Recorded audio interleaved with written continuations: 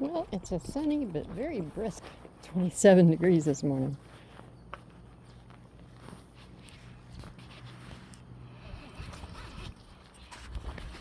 But I think, let's see, our high today is 57. So it's going to warm up a lot. And then I had a choice to make. I was trying to put a sweater on him. And both of his sweaters were so full of burrs that I decided the discomfort of the burrs was greater than the possible discomfort of the cold. So, and after he took his little foray walking in the creek yesterday,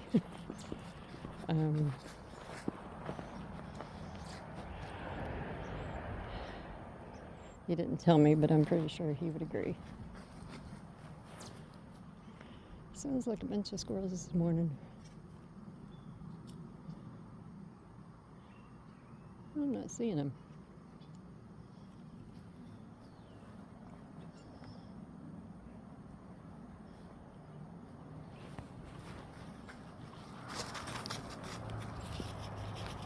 I don't think I see a little bird. Yeah, no, it's a little chipmunk.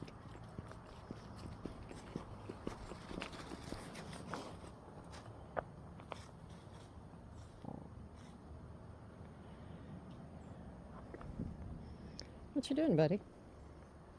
Come on.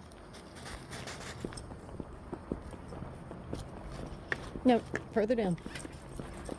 Nope, not gonna do anything there. Too far ahead. There, that's a good spot.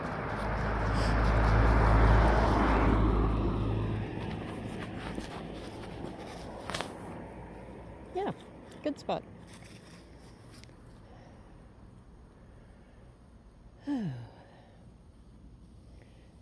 Yesterday I went around and had a grocery pickup, and then went to the another grocery store here in town. Wanted to take advantage of some of the sale items. Nope, further down. Come on.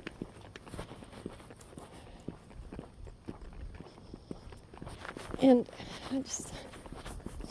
anyway, one of the sale items for which I had made the trip, we sold out until Monday. And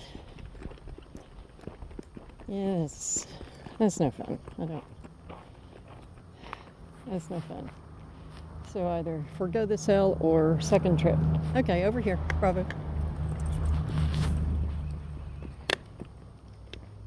Yeah, I saw it too. We're not chasing any critters. You gonna do some sniffing?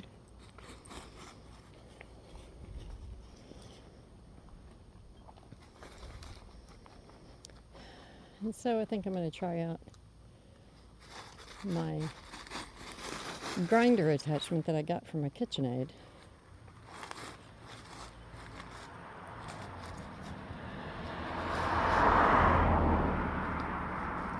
But there were a couple of items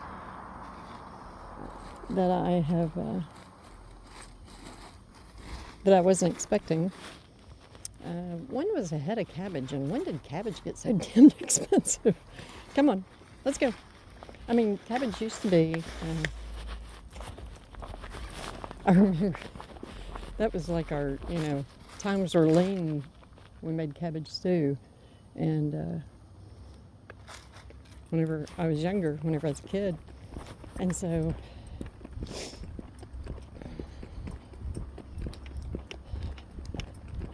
I mean, the only thing that came along every single time with cabbage stew was the cabbage, because otherwise it was just a pretty much stone soup sort of meal where you're cleaning out the fridge and freezer and leftovers and things like that. But anyway, I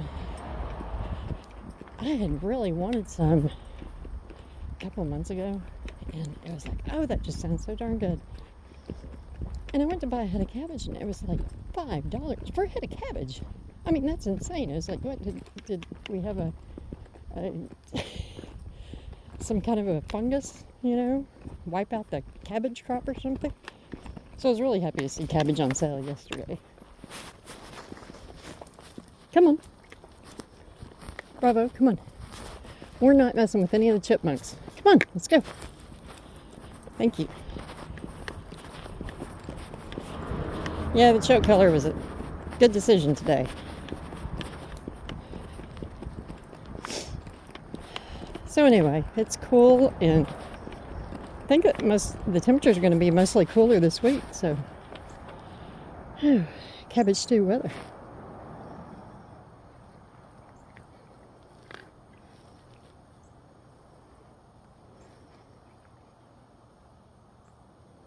But because it's also Thanksgiving week, don't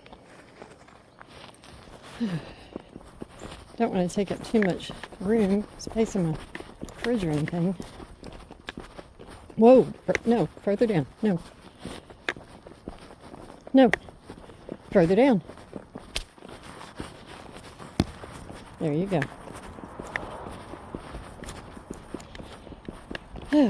Because I want to make a dish, and the only way that I know to make it is large.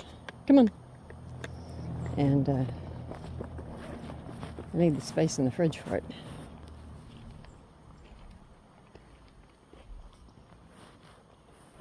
Oops.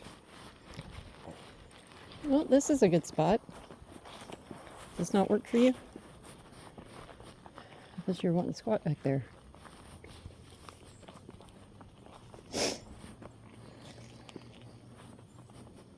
Oh, water's moving this morning. A little bit. Okay, come on.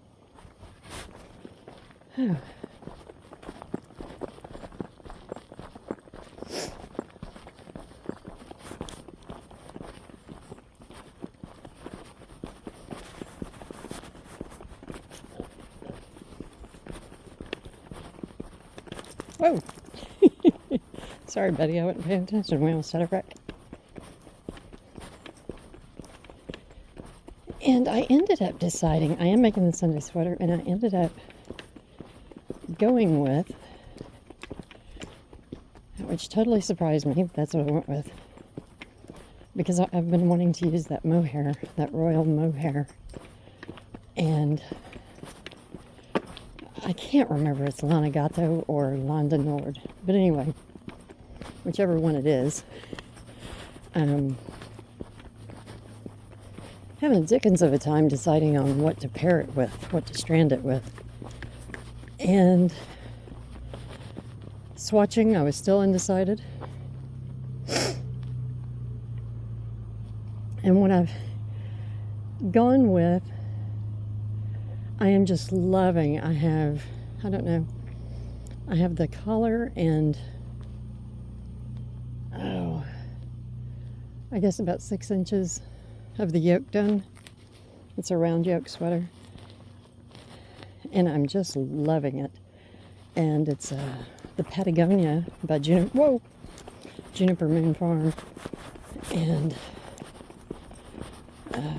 a single strand of that with a single strand of the mohair. And I chose a color that I've used before that I just love. I think the color, I think it's called Rose, but anyway, it's a beautiful shade of rose, I guess, pink, without being pinky. And then the cream color of that mohair tones it down even more. It's just, anyway, very happy with my choice. What are you after? Yeah, let's leave the critters alone.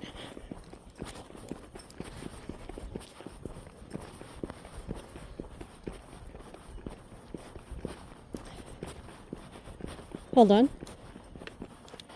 Over here. Over here. Oh.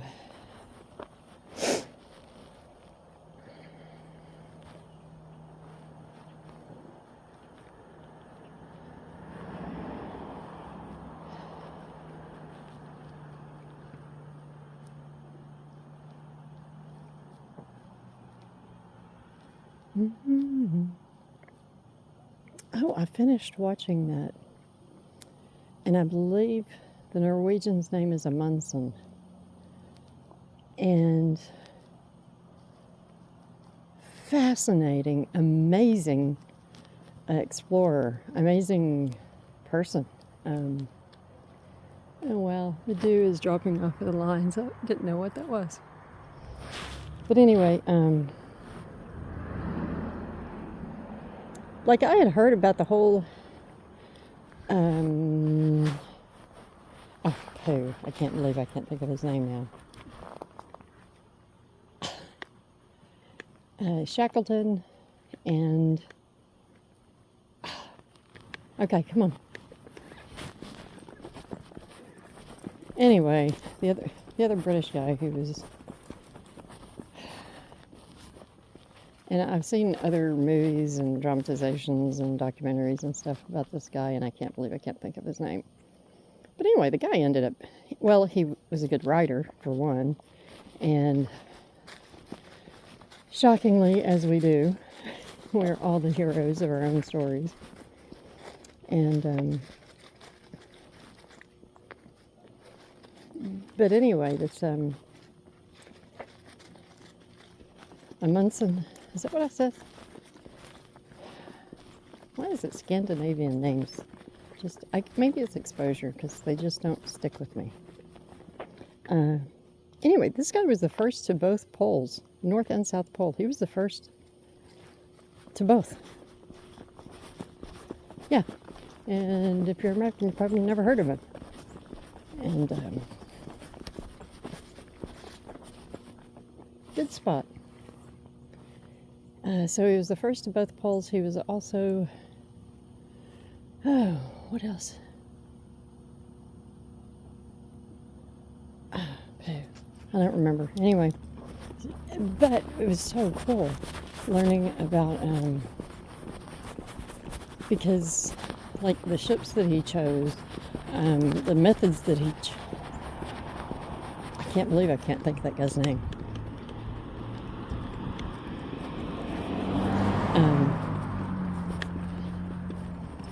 Anyway, the two British guys, Shackleton and the other guy, it was a big, after they went on one expedition, one time they became pretty much enemies. And, but anyway, one of the things that was so different about Amundsen,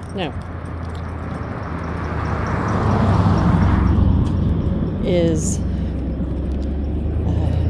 learning from the natives whenever he had gone in the north around Arctic. Come on. He already knew how to ski and things like that, but learning about sled dogs and sledding and diet and their clothing. It was pretty cool. But anyway, on their South Pole exploration, one thing that was really cool was the Norwegians set up, come on, over here. The Norwegians set up their checkpoints, their little, what are they called? Anyway, their stop stations, where they'd have a shelter and food and everything else along the way. And, but all of his crews were really small, and all of the British ones were really big. And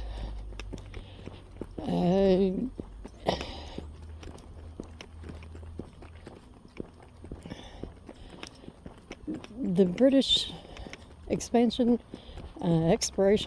really impressive in a lot of ways, not whenever it came to the polar expeditions.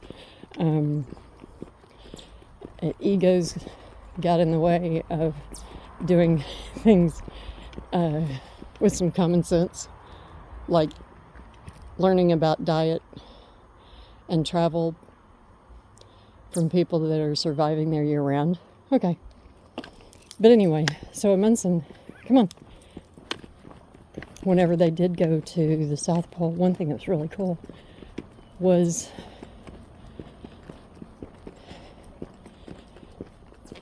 their sled teams that went there. They left a letter for the other guy because he was down there at the same time.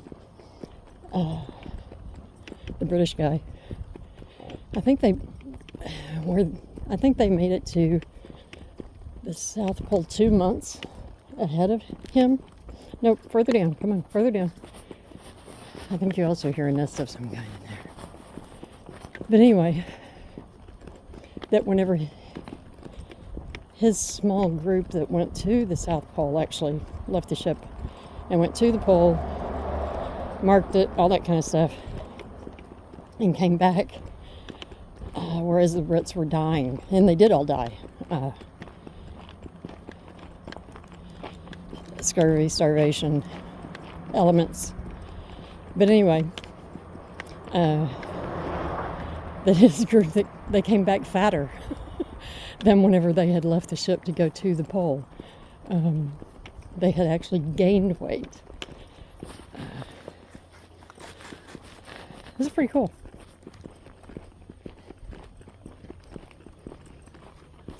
And they spent their off time.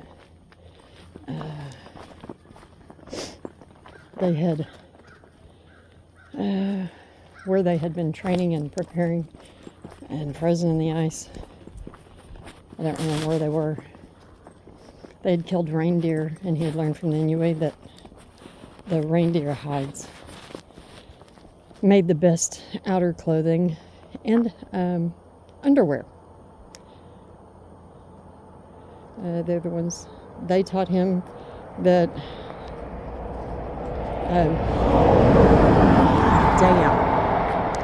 a maximum that spreading the journey. Come on now, come on. Not sprinting anywhere. That he had a rule that a maximum of 30 kilometers a day, even though they were physically able to do more or anything, that they never went over 30 because fatigue, which would cause sweating, which would cause other problems inside their clothing, damage to the clothing, as well as frostbite, things like that. No overexertion, and just so many things that were so simple and made so much sense.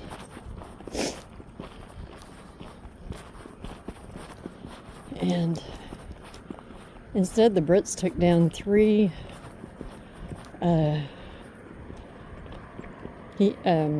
Sharp? No, it wasn't. I can't believe I can't think of the guy's name. But anyway,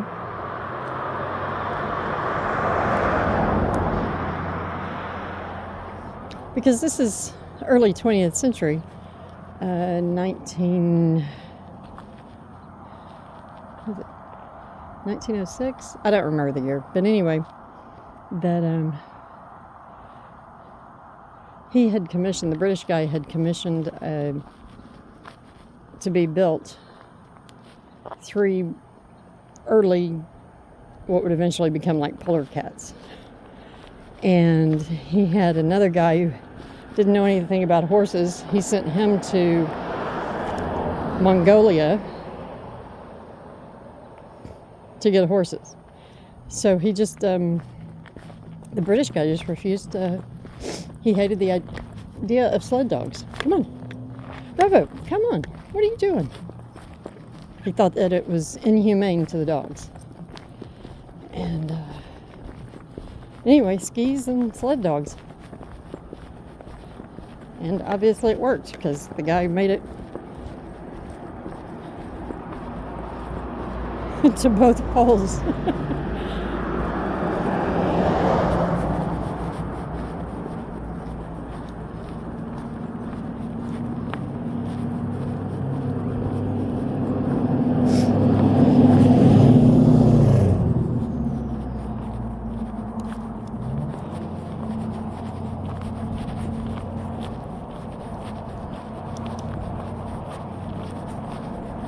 Yeah, even with the sunshine, that wind is taking a toll on my fingers, Bravo. Well, I see the smudge baby Come on. There's nothing. I don't think there's anything in there. We'll check. I know you're into. Nope, there's nothing in there. Come on, it just smells good still. Come on. There's this one kind of treat that one of his aunties leaves for him sometimes, and as soon as we step out the door, he can smell it. I didn't know it was in there yesterday, and he was going over there and standing on his hind legs. He knew it was in there. Okay, come on.